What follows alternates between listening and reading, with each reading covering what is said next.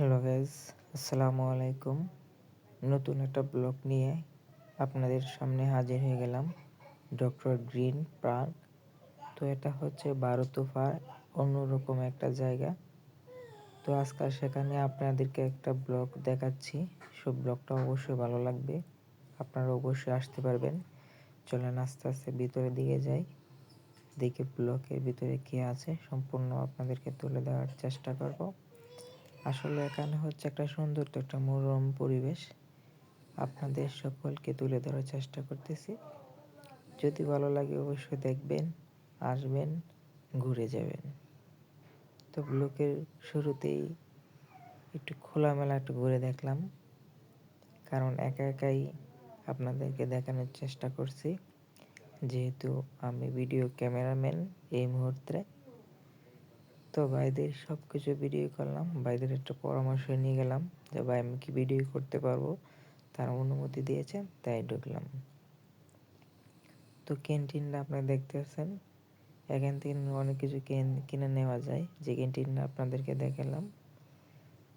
তো আরেকটু ঘুরতে ভিতরে দিয়ে গেলাম, যেহেতু অনেক সুন্দর জায়গা, আমার তো খালি দৌড় পাড়তে মন চাইতেছে, যেহেতু এমন একটা সৌন্দর্য জায়গা হঠাৎ করে ঢুকে গেলাম।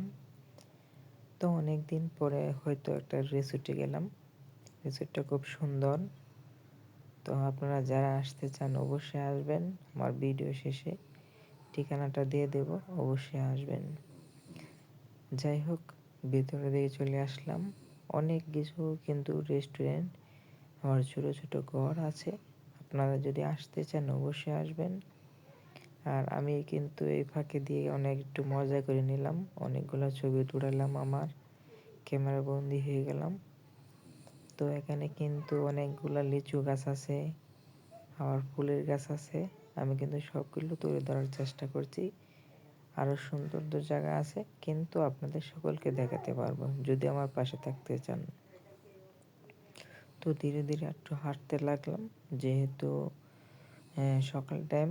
সকাল টাইমে কিন্তু ওখানে গেছিলাম। তো আমার এক ভাইয়ের সাথে চলে গেছিলাম, কারণ ভাই বলতেছে যে আমি ভিডিও করব, আমাকে দাও, তুমি ক্যামেরার সামনে যাও। তো ইনশাল্লাহ যাওয়ার চেষ্টা করতেছি, যেহেতু আপনাদেরকে দেখানো একটা সুন্দর পরিবেশ, আমি একটু ঘুরতে মন চাই, যেহেতু ঘুরতে চাই। এই পাক দিয়ে একটু ক্যামেরা বন্দি হয়ে গেলাম, একটু রেস্ট নিলাম, কারণ ভাই বলছে তাকে ভিডিও করার দেওয়ার জন্য। তো ভাইয়ের হাতে ক্যামেরাটা দিয়ে দিলাম, আমি একটু ঘুরতে বার হলাম। পিছনে একটা ঝুলন্ত ব্যাগ, কিছু খাবার আছে ব্যাগে, কারণ আমরা কিন্তু সকাল টাইমে বের হয়েছি কিছু না খেয়ে। তো আবার একটু শাহরুখ খানের একটা মুড নিলাম, কারণ শাহরুখ খানের মুড নিলে কিন্তু অনেকে ভালোবাসে, তাই শাহরুখ খানের একটা মুড নিয়ে আপনাদেরকে অভিনন্দন জানিয়ে দিলাম।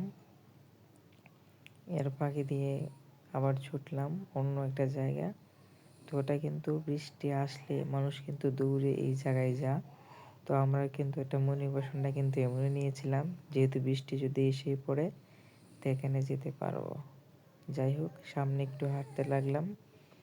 এটা কিন্তু মেন গেটের কাছাকাছি।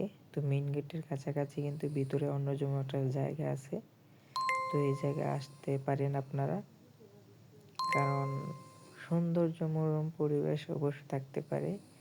বাচ্চাদের খেলনা আছে, তো দেখি কি করা যায়, খেলনা আমাদের বসার জন্য চেষ্টা করতেছি। আমি তো হঠাৎ ভয় পেয়ে গেছিলাম যে ওয়াও, যদি আমাকে উল্টে নিয়ে পড়ে যায়, সেই জন্য একটু আমি ভয় পেয়ে গেছিলাম। যাক, সমস্যা নাকি, একটা বাচ্চাদের খেলনা, আমাদের খেলনা না। তো আমাদের খেলনা থাকতে অবশ্যই আমি খেলতে পারতাম, যেহেতু আমি চলে গেছিলাম ইনশাল্লাহ কিছু দোলনার জন্য। আপনাদের বাচ্চা যারা আছে তাদেরকে সাথে নিয়ে যেতে পারবেন। আর একটু শাহরুখ খানের বোট নিলাম, যেহেতু এই জায়গাটা কিন্তু অসাধারণ একটা জায়গা, কারণ শাহরুখ খানের মুড নিলে কিন্তু আমার ভালো লাগে। এই দেখেন, অসাধারণ। এদিকে যেগুলো ঝর্নার সিস্টেমও আছে ওই দিক দিয়ে, আর একটা দোলনা আছে, আমি দোলনার দিকে বসার চেষ্টা করতেছি। তো ওই জায়গাটা কিন্তু অসাধারণ একটা জায়গা, যেহেতু সকাল টাইমের আকাশের মোটিভেশনটা কিন্তু অন্যরকম ছিল।